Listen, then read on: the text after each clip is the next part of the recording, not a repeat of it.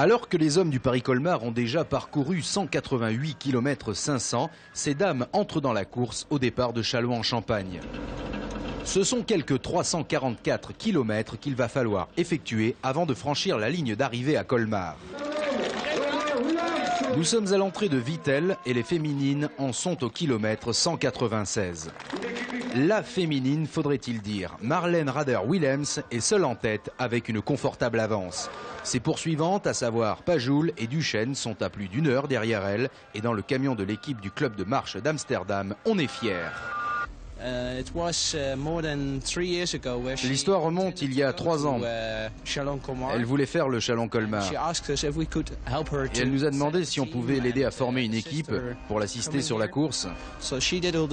Alors elle s'est entraînée, elle s'est qualifiée. On a monté une équipe et on est là. Elle est en tête depuis le début de la course. Oui.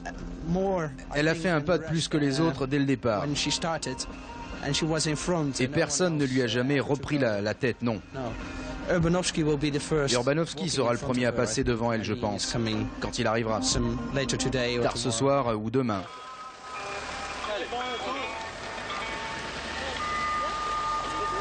Pronostic on ne peut plus précis, le Polonais Adam Urbanovski passe devant la Hollandaise, il est minuit. Les marcheurs arrivent à Golbet, il ne reste plus que 5 km avant de rejoindre le gymnase Clémenceau à Épinal.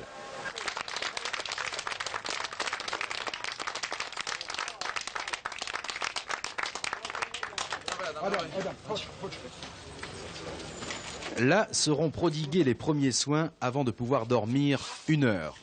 La fatigue est intense et les pieds sont meurtris, mais des équipes médicales sont présentes tout au long de la course.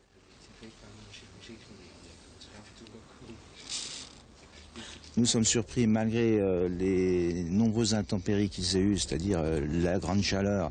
Et ensuite, ils ont marché pendant plusieurs heures comme dans une baignoire. Pour ainsi dire, ils n'ont rien aux pieds. Il faut 10 ans d'entraînement à raison de 6000 km d'entraînement par an. Donc quand ils arrivent à ce niveau, ils sont contents de participer. Et on les sélectionne d'une manière draconienne. Et quand ils sont sélectionnés, ils sont heureux. Donc ils ne sont pas fêlés, ils sont contents, ils veulent se prouver beaucoup de choses, et c'est une passion. Alors, sommes-nous toujours dans les limites raisonnables du sport? Certainement, car seuls ceux qui pratiquent, vouent à leur discipline cette immense passion et sont prêts à traverser quelques souffrances qui ne sont qu'un tribut face à la joie et la satisfaction de la performance réalisée une fois la ligne d'arrivée franchie.